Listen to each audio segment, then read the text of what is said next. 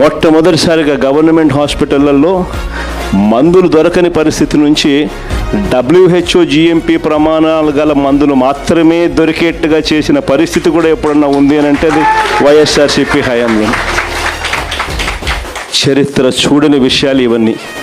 ఒక family doctor కానీ, village క్లినిక్లు కానీ, ఆరోగ్య సురక్ష కానీ, ఆరోగ్యశ్రీ లిమిట్స్ పెంచడం కానీ, ఇవన్నీ చరిత్రలో ఎప్పుడు జరగని విషయాలు.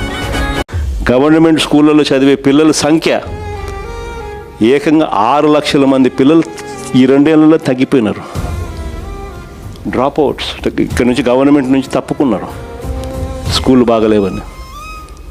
ఇవన్నీ కూడా చంద్రబాబు నాయుడు గారి హయాంలో. రైతులు హ్యాపీగా లేరు, మహిళలు హ్యాపీగా లేరు, చదువుకున్న పిల్లలు హ్యాపీగా లేరు, ఉద్యోగస్తులు హ్యాపీగా లేరు, రైతులు హ్యాపీగా లేరు.